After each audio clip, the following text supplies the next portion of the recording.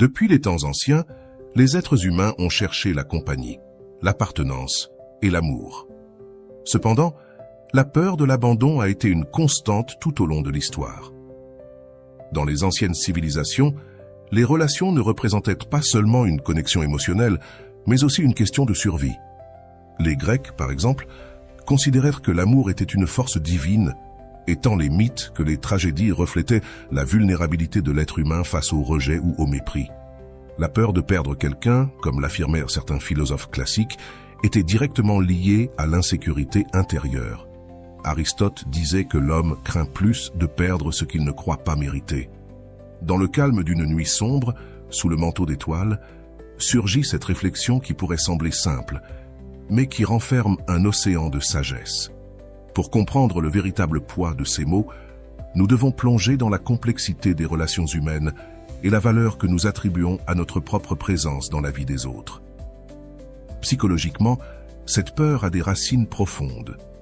Sigmund Freud, père de la psychanalyse, parlait des complexes d'abandon comme d'une expérience traumatique pouvant laisser des traces indélébiles dans l'inconscient. La peur de perdre quelqu'un que nous aimons nous pousse à rester dans des relations insatisfaisantes, accrochés à l'angoisse de nous retrouver seuls. Freud expliquait que l'être humain préfère la souffrance connue plutôt que le vide de l'abandon, une tendance qui nous conduit à des situations où, bien que nous ne soyons pas valorisés, nous restons par peur. Mais le sage nous rappelle que, paradoxalement, la véritable valeur dans les relations ne dépend pas seulement de combien nous aimons, mais de combien nous sommes aimés et valorisés en retour. Erich Fromm, dans son œuvre célèbre L'Art d'aimer, souligne que l'amour authentique n'est pas un acte de servitude, ni une lutte pour mériter l'affection de l'autre, mais une reconnaissance mutuelle. Aimer sans être aimé, écrivait Fromm, est une forme d'auto-aliénation où l'on perd sa propre identité pour essayer de s'ajuster aux attentes de l'autre. Lorsque le sage dit « N'aie pas peur de perdre celui qui ne se sent pas chanceux de t'avoir », il nous invite à une réflexion puissante. Il nous rappelle que notre valeur n'est pas déterminée par le regard des autres, mais par la façon dont nous nous voyons nous-mêmes. Ici entre en jeu l'importance de l'estime de soi, un concept approfondi par des psychologues comme Nathaniel Branden, qui affirmait que l'estime de soi n'est pas le résultat de l'approbation extérieure, mais de la reconnaissance interne de notre propre valeur. Dans cette métaphore de la perte, le sage ne parle pas seulement du départ physique, mais du vide émotionnel qui nous envahit lorsque nous restons dans une relation où nous ne sommes pas valorisés. Ce type de relation, selon les mots du thérapeute Wal Rizzo, génère une usure émotionnelle qui érode lentement notre dignité. L'amour qui n'est pas réciproque en dignité et en respect se transforme en chaîne qui, loin d'attacher l'autre, nous enchaîne à notre propre insatisfaction. Dans son œuvre L'Art d'aimer, Erich Fromm nous amène à une réflexion profonde sur la nature de l'amour authentique.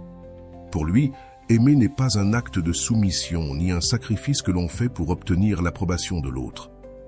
Selon sa perspective, l'amour ne peut ni ne doit être vu comme une transaction où l'on donne en espérant recevoir quelque chose en retour.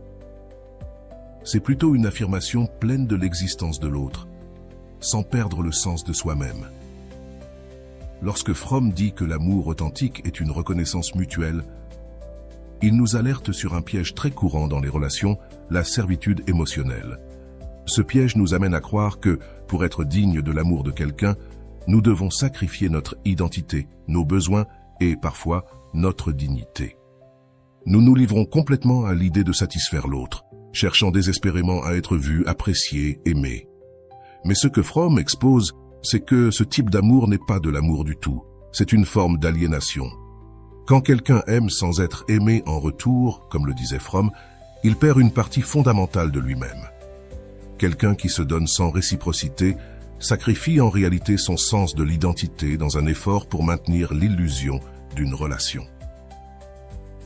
On entre alors dans une dynamique où l'on donne et continue à donner, avec l'espoir qu'à un moment donné, ce sacrifice sera récompensé. Mais ce type d'amour est, comme le décrit Fromm, une auto-aliénation. Au lieu de se connecter pleinement et authentiquement à l'autre, la personne se déconnecte d'elle-même, transformant l'acte d'aimer en une forme de servitude émotionnelle. Cela nous rappelle que cette peur de l'abandon n'est rien d'autre qu'une illusion. Si quelqu'un ne t'évalue pas, si cette personne ne ressent pas ta présence dans sa vie comme un privilège, alors perdre cette personne n'est pas vraiment une perte, c'est en réalité une libération. C'est une occasion de te retrouver avec ta valeur, avec ta capacité à aimer, mais d'un point de vue sain, où l'amour est un acte de liberté et non de servitude. Cela parle de l'importance de reconnaître la valeur de l'autre sans perdre de vue notre propre valeur. Aimer, ce n'est pas s'annuler soi-même. Aimer, ce n'est pas attendre que l'autre nous donne de la valeur. Dans une relation saine, les deux individus se voient comme égaux, comme des êtres complets qui se complètent sans dépendre l'un de l'autre pour exister. L'amour, dans cette perspective, est une force qui enrichit les deux, mais qui ne demande pas la destruction de l'individualité. La peur de perdre quelqu'un qui ne t'évalue pas est basée sur la croyance erronée que ta valeur dépend de la manière dont cette personne te perçoit. Mais cela nous invite à défier cette croyance. L'amour véritable ne cherche pas à s'attacher à quelqu'un qui ne t'apprécie pas, mais se libère de ces chaînes émotionnelles qui nous lient à la souffrance. L'amour, dans son essence la plus pure, nous libère. Il nous permet de grandir et d'être pleinement nous-mêmes, tant individuellement qu'ensemble. Dans ce sens, il est souligné que l'amour ne peut pas être une lutte pour être vu ou apprécié. Si nous sommes dans une bataille constante pour gagner l'affection de quelqu'un, nous n'aimons pas. Nous survivons simplement. Et ce n'est pas la nature de l'amour. Aimer est un acte de reconnaissance mutuelle où chacun se voit avec clarté, s'évalue et se respecte. L'amour, comme cela est décrit, est une force constructive, pas destructive. C'est une affirmation de l'autre, mais aussi de soi-même. C'était une nuit dégagée dans les collines de San Pietro, un petit village côtier en Italie. Les lumières des maisons s'éteignaient une à une, laissant le ciel libre pour que les étoiles puissent briller de tout leur éclat. Au loin, on entendait le murmure de la mer, comme si les vagues racontaient des secrets oubliés au sable. L'air frais de septembre apportait avec lui une calme presque mystique, comme si le monde entier avait décidé de s'arrêter un moment. Assise sur le bord de la falaise, sous un vieil olivier, se trouvait Serena. Ses cheveux châtaigniers, longs et légèrement ondulés, flottaient dans le vent doux, et son regard était perdu à l'horizon, là où le ciel rencontrait la mer. C'était une femme forte, ou du moins c'est ainsi qu'elle s'était considérée pendant la plus grande partie de sa vie, mais cette nuit-là, quelque chose en elle se sentait brisé. À ses côtés, une tasse de thé froid oublié et un livre ouvert sur ses genoux, L'art d'aimer d'Erich Fromm. Elle avait souligné une phrase en particulier, « Aimer sans être aimé est une forme d'auto-aliénation ». L'écho de ces mots la poursuivait, frappant les murs de son esprit, cherchant des réponses. « Pourquoi m'accrochais-je autant à quelqu'un qui ne me voit même pas ?» se demandait-elle en silence. La relation avec Luca, son partenaire depuis 5 ans, était devenue un mirage. Ce qui était autrefois un amour passionné, une connexion qu'elle croyait inébranlable, s'était transformé en quelque chose de froid, distant, dépourvu de réciprocité. Luca avait cessé de la voir, de l'évaluer, et pourtant, elle était toujours là, attendant qu'il la regarde comme avant, qu'il ressente sa présence comme un privilège et non comme une routine. Tout à coup, elle entendit des pas derrière elle. C'était Giulio, son meilleur ami d'enfance. Sa présence lui avait toujours apporté un sentiment de réconfort, comme si le monde était un peu moins cruel quand il était près d'elle. Il s'assit à ses côtés sans dire un mot, partageant simplement le silence. Le bruit des vagues remplissait l'espace entre eux pendant un moment, avant que Giulio ne rompe le calme. « Luca, encore ?» demanda-t-il à voix basse, son regard fixé sur l'horizon. Serena hocha lentement la tête, sans quitter des yeux la mer. « Je ne sais pas quoi faire, » murmura-t-elle finalement, la voix brisée. « Je me sens invisible. C'est comme si je n'existais pas pour lui, à moins qu'il ne m'en ait besoin. Mais quand il a besoin de moi, je suis là, attendant que cela soit différent, qu'il me voie, qu'il m'évalue. » Giulio la regarda avec tendresse et inquiétude. Il savait ce qu'elle ressentait pour Luca, combien elle avait investi émotionnellement dans cette relation. Mais il avait aussi vu comment peu à peu, Serena s'éteignait. Son sourire était moins fréquent, ses yeux ne brillaient plus comme avant. Il le disait clairement, aimer sans être aimé est une façon de se perdre soi-même. Tu es en train de le vivre, tu es en train de te perdre, mon ami. Elle avait pressé les lèvres, sentant une larme silencieuse rouler sur sa joue. Elle l'essuya rapidement, comme si elle ne voulait pas admettre sa vulnérabilité. « Mais comment puis-je cesser de l'aimer ?» demanda-t-elle, avec un mélange de désespoir et de tristesse. « Comment se sépare-t-on de quelqu'un qui a été tout pour nous ?» Julio resta silencieux un moment, cherchant les mots justes. Finalement, il leva les yeux vers le ciel, vers les étoiles qui scintillaient au-dessus d'eux. « Ce n'est pas une question de cesser d'aimer, Serena. C'est une question de t'aimer davantage. » Il le disait aussi. Aimer n'est pas seulement donner, c'est aussi recevoir. Et si tu ne reçois pas, alors il est temps de lâcher prise. Lâcher prise ne signifie pas que tu cesses d'aimer, Lucas. Cela signifie que tu te libères d'une relation qui te détruit. Regarde-toi. Quand as-tu ressenti pour la dernière fois que tu étais chanceuse d'être toi-même? Serena ferma les yeux, ressentant le poids des mots de Julio. C'était comme si, pour la première fois depuis longtemps, quelqu'un lui avait donné la permission de se libérer de ce poids invisible qu'elle portait sur ses épaules. La relation avec Lucas avait cessé d'être une source de bonheur et était devenue une chaîne qui l'attachait à sa propre douleur. « N'aie pas peur de perdre celui qui ne se sent pas chanceux de t'avoir », murmura Julio, répétant les mots de la citation que Serena lui avait partagée un jour. « La peur est ce qui te retient ici, sur cette falaise, à regarder la mer au lieu de profiter de ta vie. Si Lucas ne te voit pas, s'il ne ressent pas que tu es une bénédiction dans sa vie, alors tu n'as rien à perdre. » Les mots résonnèrent dans l'air, se mêlant au bruit des vagues. Serena sentit que quelque chose en elle commençait à se libérer, comme une brume qui se dissipait peu à peu. Ce n'était pas une décision qu'elle pouvait prendre immédiatement, elle le savait, mais c'était le début. Le début de comprendre que l'amour ne devait pas être une bataille constante pour être vu ou valorisé. C'était quelque chose de plus profond, de plus respectueux, de plus vrai. Julio se leva, lui donna une douce tape sur l'épaule et lui offrit un sourire chaleureux. « Prends ton temps, Serena, mais souviens-toi de ceci. Tu n'es pas moins en lâchant ce qui te fait mal, tu es plus parce que tu as le courage de le faire. » Serena le regarda s'éloigner alors que le bruit de ses pas disparaissait dans la distance. Elle regarda de nouveau le livre sur ses genoux, touchant les pages avec douceur, comme si les mots pouvaient lui donner la force dont elle avait besoin.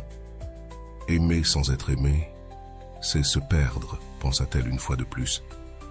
La brise nocturne caressa son visage et, pour la première fois depuis des mois, Serena respira profondément, sentant que quelque chose en elle commençait à changer. L'aube arriva lentement sur San Pietro, peignant le ciel de teintes roses et dorées. Serena était restée sur la falaise toute la nuit, perdue dans ses pensées.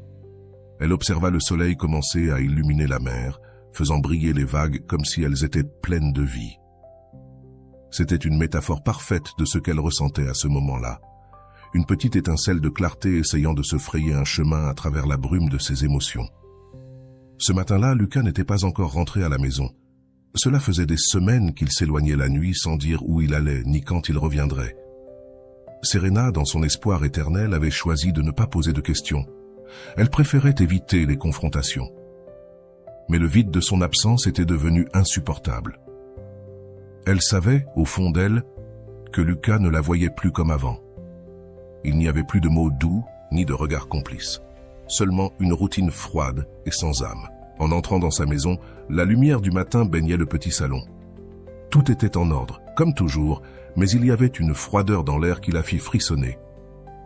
Elle laissa le livre de Julio sur la table basse et se dirigea vers le grand miroir du hall. Elle se vit là, reflétée avec un visage fatigué, des yeux encore rouges d'une nuit sans sommeil et une expression qui lui paraissait presque étrangère. Elle avait perdu son éclat, elle avait perdu l'essence de qui elle était avant de commencer à disparaître de sa vie émotionnelle. À ce moment-là, le bruit de la porte qui s'ouvrait rompit le silence. Lucas entra, ses pas résonnant avec un écho étrange dans la maison. Il portait la même veste en cuir noir qu'il portait toujours, et ses cheveux sombres étaient en désordre, comme s'il avait passé la nuit dans un endroit qui n'était pas chez lui. Serena sentit un nœud dans l'estomac, un mélange de tristesse et de colère contenue. Mais quelque chose en elle, une petite étincelle née la nuit précédente aux côtés de Julio, la maintenait ferme. Lucas traversa la salle sans dire un mot, et, en accrochant sa veste au porte-manteau, Serena décida que cette fois, elle n'allait pas rester silencieuse. « Où étais-tu » demanda-t-elle, avec un calme qu'elle ne ressentait pas vraiment, mais qu'elle avait appris à projeter au fil du temps. Lucas se tourna, surpris par la question, comme s'il ne comprenait pas pourquoi, tout à coup, elle exigeait une explication. Il plissa les yeux et, pendant un moment, la tension dans la pièce augmenta. « Dehors, avec des amis ?» répondit-il, évasif, minimisant la question. « C'est toujours la même réponse, » dit Serena, cette fois sans pouvoir cacher la frustration dans sa voix. « Mais il ne s'agit plus de savoir où tu es physiquement, Lucas, mais de savoir où tu es émotionnellement. Je ne sais pas où tu es allé, mais tu n'es plus ici. » Lucas fronça les sourcils, comme s'il ne comprenait pas le sens profond de ces mots ou qu'il s'en fichait tout simplement. « Tu exagères ?» dit Serena avec un léger sourire méprisant. « Ne sois pas mélodramatique. » Ce fut ce petit geste, ce sourire empreint de mépris, qui brisa quelque chose en Serena. Elle sentit l'étincelle en elle grandir, incendiant le calme qu'elle avait ressenti pendant si longtemps. C'était comme si, pour la première fois, elle voyait clairement. Ce n'était pas elle qui avait disparu dans cette relation, ce n'était pas elle qui avait échoué. Lucas avait cessé de la voir, avait cessé de l'apprécier, et elle, par peur de se retrouver seule, avait permis à sa propre estime de soi de s'évanouir. « Non, Lucas, je n'exagère pas, » répliqua-t-elle avec fermeté. « Ce que je fais, c'est voir les choses telles qu'elles sont, et ce que je vois, c'est que tu ne m'apprécies plus. Tu ne sens pas que je suis importante dans ta vie, et je ne peux plus vivre comme ça. » Un instant, Lucas la regarda comme s'il ne pouvait pas croire ce qu'il entendait. Son expression changea de la condescendance à la surprise, puis, pendant un bref moment, à quelque chose que Serena reconnut comme de l'insécurité. Lucas avait-il toujours pensé qu'elle ne l'affronterait jamais, qu'elle serait toujours là, peu importe la façon dont il la traitait? « Que dis-tu » demanda-t-il enfin, son ton plus bas, presque hésitant. Serena respira profondément, son cœur battant la chamade, mais sachant qu'il n'y avait plus de retour en arrière. Le livre de Franck était toujours sur la table, comme un rappel silencieux de la leçon qu'elle avait apprise. Il était temps de cesser d'être invisible, de cesser d'accepter le minimum d'effort de quelqu'un qui ne se sentait pas chanceux de l'avoir dans sa vie. « Je dis que j'ai vécu dans la peur de te perdre, » dit-elle, ces mots plus clairs qu'elle ne l'avait prévu. « Mais maintenant, je comprends que cette peur est un mensonge, car perdre quelqu'un qui ne m'apprécie pas n'est pas une véritable perte. Ce que j'ai perdu, c'est le respect que j'avais pour moi-même, et c'est ce que je vais récupérer. » Lucas fit un pas vers elle, ses yeux cherchant dans les siens un signe de faiblesse, une indication qu'elle pourrait revenir sur ses paroles, comme tant de fois auparavant. Mais cette fois, il n'y avait pas de peur dans le regard de Serena, seulement de la détermination. « Je ne peux plus faire ça », conclut Lucas d'un ton serein. « Je ne peux plus continuer à lutter pour être vu, pour être apprécié. Si tu ne sens pas que je suis une bénédiction dans ta vie, alors il est temps de te laisser partir. » Un silence prolongé s'installa entre eux, comme si le temps s'était arrêté.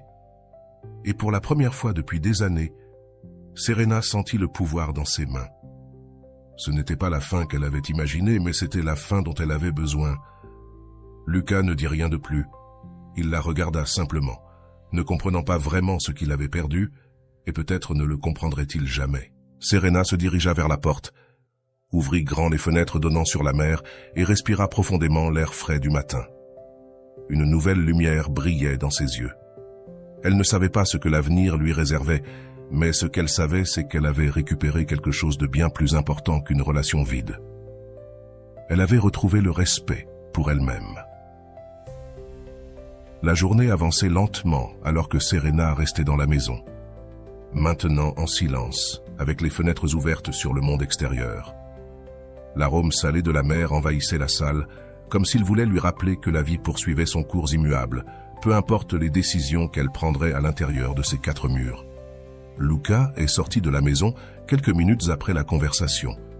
Il n'y eut ni cri, ni supplication, ni promesse vide, juste un silence qui semblait confirmer l'inévitable.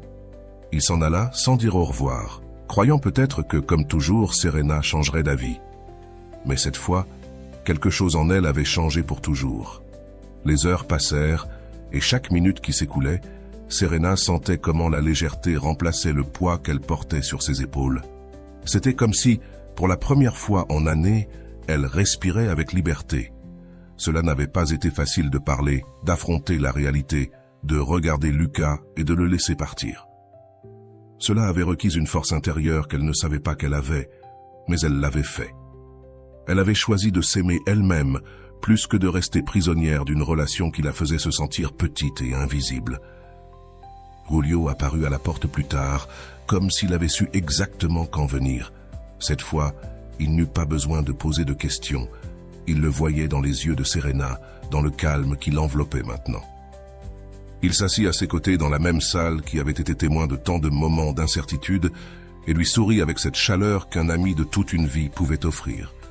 « Tu l'as fait », dit-il simplement, sa voix pleine de fierté. Serena hocha lentement la tête, son regard fixé sur l'horizon, au-delà des fenêtres. « Je l'ai fait », répondit-elle, et sur ses lèvres apparut un petit sourire mais sincère. « Comment te sens-tu » demanda Julio qui connaissait déjà la réponse. Serena mit un moment à répondre. Elle ne voulait pas précipiter les mots. Elle voulait savourer ce moment, cet espace de calme qu'elle avait réussi à créer pour elle-même. « Je me sens libre », dit-elle enfin, et le mot sonna aussi puissant que ce qu'il représentait. Pendant des années, j'ai cru que si je perdais Lucas, je perdrais tout. Mais maintenant, je comprends que la seule chose que je perdais, c'était moi-même. J'ai passé tant de temps à me battre pour être vu, pour être valorisé, que j'ai oublié qui j'étais.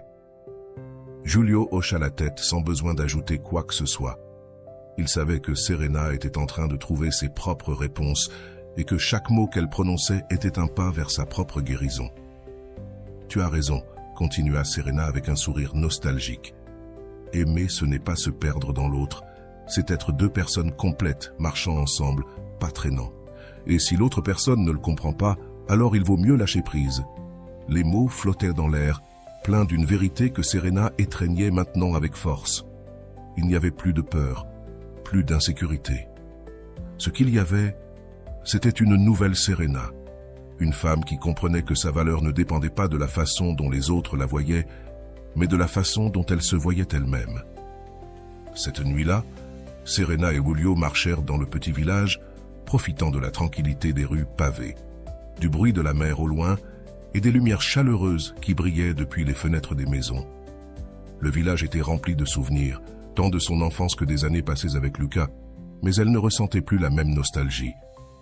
Les souvenirs n'étaient plus des chaînes qui l'attachèrent au passé, mais de simples chapitres d'une histoire qu'elle avait décidé de clore. Alors qu'ils marchaient le long de la mer, Serena s'arrêta un moment, regardant vers l'horizon. Le soleil se couchait, teintant le ciel d'un orange intense qui se reflétait dans les eaux calmes. « J'ai toujours pensé que l'amour était quelque chose pour lequel il fallait se battre, dit-elle à voix basse, presque pour elle-même. Mais maintenant, je comprends que l'amour ne doit pas être une bataille. Ce ne doit pas être quelque chose qui te fait te sentir moins, mais quelque chose qui te fait te sentir plus. Et si quelqu'un ne se sent pas chanceux de t'avoir, alors il ne mérite pas d'être dans ta vie. » Julio sourit, fier de la transformation qu'il voyait chez son ami. Il savait que le chemin devant elle ne serait pas facile, mais il savait aussi que Serena avait maintenant la force de l'emprunter. « C'est vrai, » dit-il doucement. « Parfois, ce que tu peux faire de plus courageux, c'est de te choisir toi-même. » Serena hocha la tête, ses yeux brillants d'une nouvelle lumière. Elle ressentait la vérité de ces mots dans chaque fibre de son être. Pendant si longtemps, elle avait vécu dans la peur de perdre Lucas, d'être seule, de ne pas être à la hauteur. Mais maintenant, elle comprenait que la véritable perte aurait été de rester dans l'ombre de quelqu'un d'autre. Une relation qui lui faisait oublier qui elle était. Le soleil s'est complètement caché derrière l'horizon et la première étoile est apparue dans le ciel. Serena ferma les yeux un instant, respirant profondément, ressentant la paix qui remplissait désormais sa poitrine. « Je suis prête à recommencer », dit-elle finalement avec un sourire aux lèvres. Julio la regarda et acquiesça, sachant que ces mots étaient vrais. Ainsi, avec la brise marine caressant son visage et les étoiles illuminant le chemin, Serena commença son nouveau chapitre. Un chapitre où la peur n'aurait pas sa place et où l'amour, le véritable amour, commencerait par elle-même. L'histoire de Serena est un reflet clair de ce que Erich Fromm proposait dans son œuvre « L'art d'aimer ». Le véritable amour n'implique pas la perte de soi, mais la reconnaissance et le respect mutuel. Dans le cas de Serena, elle a vécu une réalité que beaucoup rencontrent dans leurs relations. Aimer par besoin, par peur de perdre l'autre, alors qu'en réalité, ce qui était en jeu était sa propre valeur. Le sage conseil « N'aie pas peur de perdre celui qui ne se sent pas chanceux de t'avoir » prend un nouveau sens lorsque l'on voit comment Serena se libère de l'emprise émotionnelle dans laquelle elle avait été plongée. Au cours de cette réflexion, nous avons exploré le piège de la servitude émotionnelle, où nous donnons et donnons, en espérant être reconnus, vus, valorisés. Mais, comme le rappelle Fromm, lorsque nous donnons sans recevoir de respect ou de réciprocité, ce que nous faisons réellement, c'est nous aliéner, perdant notre identité dans le processus. Serena, tout comme de nombreuses personnes prises dans des relations insatisfaisantes, s'est retrouvée à lutter pour être vue. Mais ce n'est que lorsqu'elle décida de s'aimer elle-même, lorsqu'elle cessa de craindre la solitude et embrassa sa propre valeur, qu'elle commença vraiment à guérir. Cette histoire, bien que fictive, est une métaphore des dynamiques que nous vivons souvent dans l'amour. Fromm décrit l'amour véritable comme une force constructive, une connexion entre deux personnes complètes où chacune se respecte et s'apprécie.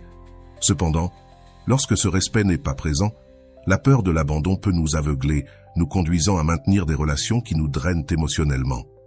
Serena, dans son cheminement d'auto-découverte, apprit que lâcher prise avec quelqu'un qui ne la valorisait pas n'était pas une perte, mais un gain pour sa propre estime de soi. La peur de perdre quelqu'un qui ne se sent pas chanceux de nous avoir est une illusion qui nous empêche d'avancer. Serena l'a vécu dans sa propre chair.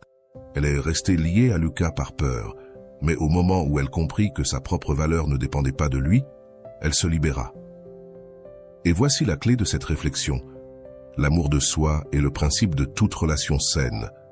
Si nous ne nous valorisons pas, si nous ne nous sentons pas dignes de respect et d'appréciation, comment pouvons-nous espérer que les autres le fassent? Lâcher prise n'est pas facile. Cela implique de faire face à nos peurs les plus profondes, de laisser aller ce que nous croyons nécessaire à notre bonheur et d'apprendre à faire confiance à ce dont nous avons réellement besoin, notre propre dignité et notre paix intérieure. Lorsque Serena choisit de lâcher prise avec Luca, elle ne récupéra pas seulement son identité, mais elle ouvrit également la porte à de nouvelles opportunités, à de nouvelles relations où elle pourrait être pleinement valorisée. C'est un puissant rappel pour nous tous. La question qui se pose maintenant est la suivante. Sommes-nous prêts à lâcher ce qui nous fait du mal, à libérer les relations qui ne nous valorisent pas pour nous retrouver nous-mêmes? Ou allons-nous continuer à nous accrocher à la peur, croyant que notre bonheur dépend de ceux qui ne peuvent pas voir notre véritable valeur?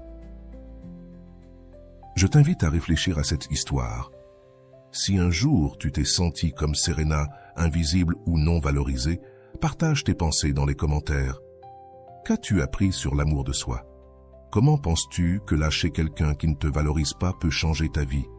Laisse ton commentaire. J'aimerais lire ta réflexion et voir comment cette histoire résonne en toi.